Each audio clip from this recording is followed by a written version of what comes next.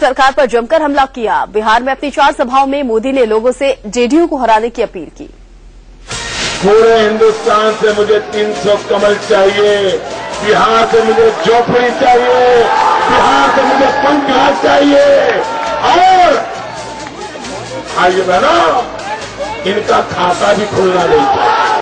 नरेंद्र मोदी बिहार में छपरा, शिवहर, उजियारपुर और हाजीपुर जहां कहीं भी गए जेडीयू के सफाई की बात की। मोदी ने पटना बम धमाकों का भी जिक्र किया। कहा, धमाकों के बीच मेरा जिंदा बचना एक बड़ा संदेश था। ईश्वर की कोई कृपा थी कि हम जिंदा बच गए और मुझे लगता है उसी दिन द्वारकाधीश का संदेश साफ था और वो मैं आज देख रहा हूँ।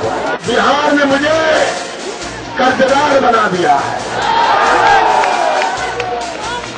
ईश्वर मुझे शक्ति दे, मैं ये बिहार का कर्ज चुका पाऊं। मोदी ने हाजीपुर में रामविलास पासवान को जिताने की अपील की तो पासवान ने भी मोदी की जमकर तारीफ की।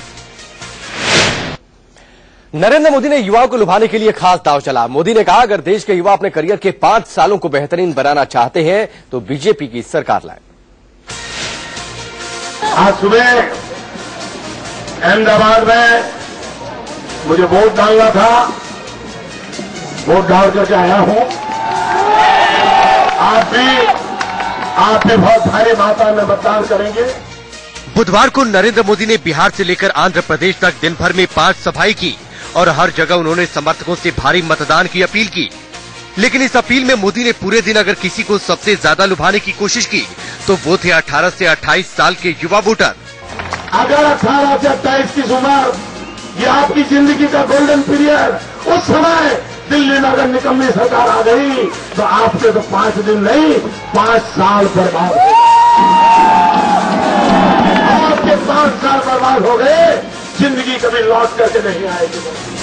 बिहार के बाद शाम होते तक मोदी सीमांध्र पहुंचे, जहां उन्होंने तिरुपति में जनसभा की। लेकिन इस दौरान राहुल भी सीमांध्र में ही थे। उन्होंने बिना मोदी का नाम लिए कहा कि वो नेता नहीं जो सिर्फ सब्ज़बाग दिखाते हैं, बल्कि वो ऐसे हैं जो वादे करने के बाद उसे निभाना भी जानते हैं। Make promises every day, and when I make a promise, I deliver that promise. दरअसल मोदी के मुकाबले राहुल अपनी रैलियों में जिन मतदाताओं को रिझाने की कोशिश कर रहे हैं उसमें युवा वोटर गायब है। लेकिन मोदी अपने मिशन के लिए सधी हुई सियासत कर रहे हैं।